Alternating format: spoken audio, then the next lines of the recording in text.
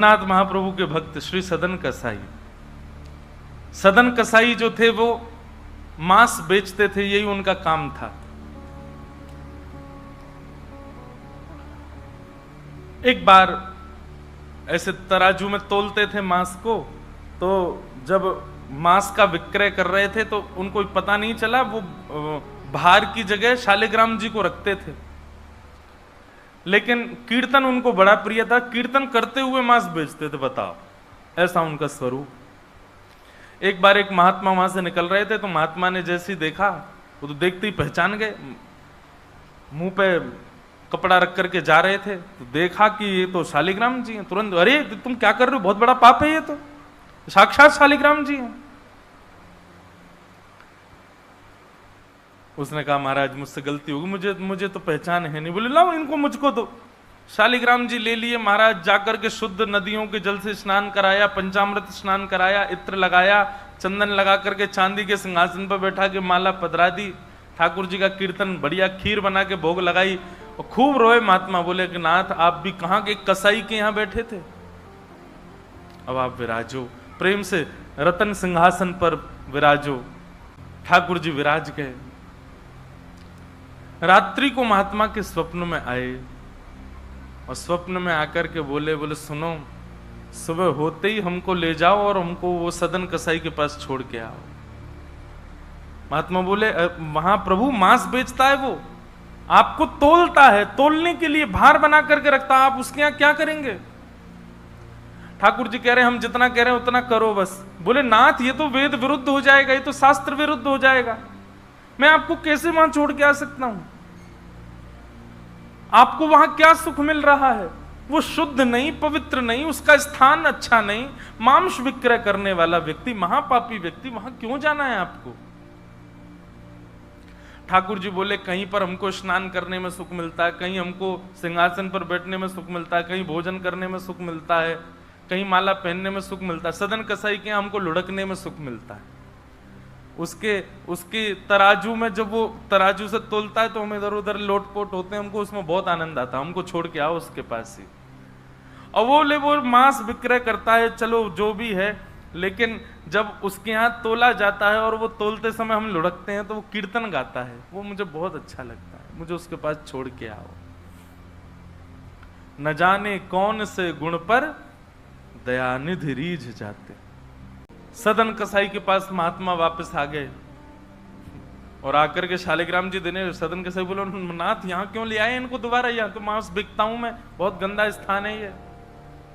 बोले, धरो इनको अपने पास ही। ठाकुर जी रात में स्वप्न में आकर के कह के गए कि उनको तुम्हारे संग ही रहना है। हाथ पांव कांपने लगे, नेत्रों से अश्रुधार गिरने लगे सदन कसाई के। मन में विचार करते हुए कहता है कि मैं इतना पापी, इतना गंदा इंसान, और ये ठाकुर जी मुझसे मिलने के लिए मेरे पास चले आए। मैं इनके लिए इतना भी नहीं कर सकता कि ये दूषित काम ना करूं। ज्यादा से ज्यादा क्या होगा, भोजन ही तो नहीं मिलेगा मुझे, धन ही तो नहीं कमाऊंगा, लेकिन इससे बड़ा और धन क्या चाहिए कि ठाकुर जी मेरे से मिलने के लिए व्याकुल हो रहे हैं। उसी समय सदन कसाई ने अपनी दुकान बेच दी, सब काम बंद कर दिए, और बस अपने ठाकुर जी के लिए जीवन जीने लगा। आप मुझसे मिलने के लिए तड़प रहे थे नाथ, अब मैं तड़पूंगा आपसे मिलने के लिए, मैं आऊंगा आपसे मिलने के लिए। और निकल पड़े सदन कसाई जगन्नाथपुरी की ओर। पूछा लोगों से, कहां है पुरी। लोगों ने दिशा बता दी। बोले, वहीं विराज रहे हैं जगत के नाथ, वहीं विराज रहे हैं साक्षात नंदन नंदन। एक सदन कसाई निकल पड़ा जगन्नाथपुरी की यात्रा पर। बस बार बार उसके मन में एक ही भावना आती है, आप मेरे से मिलने के लिए तड़पे थे, आप मेरे पास रहने के लिए तड़पे थे, मैं आऊंगा आपसे मिलने के लिए। और निकल पड़ा। कीर्तन की टोलियां जा रही हैं, वैष्णव जन नाचते गाते हुए जा रहे हैं। जैसे जैसे वैष्णवों की टोलियां और कीर्तन की टोलियां निकलती हुई देखे सदन कसाई, उसका मन हो कि मैं भी चला जाऊं। तो जो लोग पहचानते थे वो लोग कह देते थे, अरे कसाई है ये। तो सब लोग उसको कहते, भाई तुम हमसे दूर चलो, हमारी टोली में चलोगे, हमारे संग बैठ के खाओगे पियोगे, हम सब अपवित्र हो जाएंगे। जिस मार्ग पर सब लोग चल रहे हैं, सदन कसाई उस मार्ग से उतर करके चल रहे हैं। कहीं मैं इस मार्ग पर चलूंगा, मेरे चलने से मार्ग अपवित्र हो जाएगा। और स्मरण कर रहे हैं महाप्रभु श्री जगन्नाथ जी का। सदन कसाई चलते जा रहे हैं, एक मार्ग से उतर करके चल रहे हैं, निष्ठुर मार्ग पर चल रहे हैं, और बस स्मरण कर रहे हैं श्री जगन्नाथ महाप्रभु का। चलते चलते चलते एक नगर में पहुंचे, रात्रि का समय हो गया, शाम का समय हो गया, तो एक भवन बना था, घर बना था, उसी के बाहर ही सदन कसाई बैठ गए। सदन कसाई का रूप बहुत सुंदर था, नेत्र, उनके केश, उनके मुख की आकृति, उनकी भुजाएं बहुत सुंदर थे। भले ही कसाई थे पर सुंदर थे। तो जिस भवन के बाहर बैठे, वहां भवन की अंदर एक गृहिणी वो निकल करके बाहर आई, और उसने जैसे ही सदन कसाई को देखा, उसका मन आ गया उन्हीं के ऊपर। शाम का समय, सदन कसाई को लोभ देने लगी, और उसने इशारा करके कहा कि भीतर आ जाओ। तो सदन कसाई ने उसकी ओर देखा, और उनके मन में तो बस जगन्नाथ जी बैठे हैं, कोई ऐसा भाव तो दूषित था नहीं। उन्होंने इशारा कर दिया, कुछ इशारा किया, और उस इशारे को उस कन्या ने, उस महिला ने ऐसा समझा कि मानो ये कहना चाह रहे हैं कि तुम भीतर जाके पहले अपने पति का वध करो, तब मैं रहूंगा तुम्हारे साथ। विषय हावी हो गया उस माता के, भीतर जाके उसने अपने पति का वध कर दिया, मार दिया। और बाहर आकर के सदन कसाई से कहा, अब तो चलो, मैंने अपने पति को मार दिया, चलो मैं और तुम ब्याह कर लेते हैं। सदन कसाई बोला, देवी ये तेने कहा किया, मैंने तो नहीं कहा था कि तुम मारो। बोले, हो तुम झूठ बोलते हो, तुमने ही तो कहा था कि उसका वध कर दो तब रहूंगा। अब तुम्हारे पास एक ही रास्ता, या तो मेरे साथ रहो, नहीं तो मैं सबको बता दूंगी कि तुमने मेरे पति को मरवाया है। पर जिनके हृदय में श्री ठाकुर जी विराजमान हैं, उनको अन्य किसी के लोभ की इच्छा नहीं होती। उन्होंने कहा, ज्यादा से ज्यादा मार दोगी मुझको, और क्या बदनामी होगी, सब होगा, लेकिन मैं अपनी स्थिति से नहीं हट सकता। और उन्होंने अस्वीकार किया। हुआ वही, उसने हल्ला मचा करके सबको इकट्ठा कर दिया, मेरे पति को इसने मरवा दिया, और ये आदि आदि सब कर दिया। सदन कसाई को बंदी बना करके राजा के सामने प्रकट कर दिया, राजा के यहां उसको प्रस्तुत कर दिया, बंदी बना दिया। और बंदी बना करके कहा कि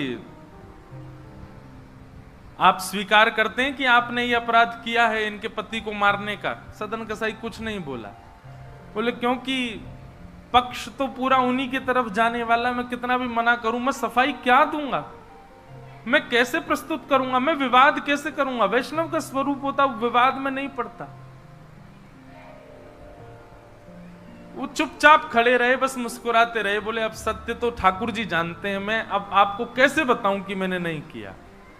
मैं कहूं कि मैंने नहीं किया तो मेरे पास कोई प्रमाण नहीं है ना देने का कि मैंने नहीं किया।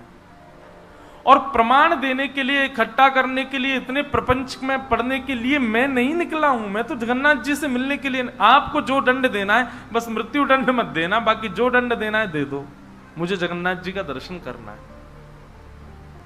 राजा ने सदन कसाई की बात तो मानी कि मृत्यु दंड तो नहीं दिया, पर कहा कि जिन हाथों से तुमने उस व्यक्ति का वध किया, उन हाथों को हम काट देंगे। सदन कसाई बोले, मैंने एक बार एक कथा में सुना है कि श्री जगन्नाथ जी की भी भुजा नहीं है, लो काट दो। जैसे मेरे स्वामी वैसा मैं, और अपनी दोनों भुजाएं आगे कर दी। मेरे स्वामी भी तो ऐसे ही रहते हैं। सदन कसाई ने अपने दोनों हाथ आगे किए, और राजा के दूतों ने उनके हाथ काट दिए।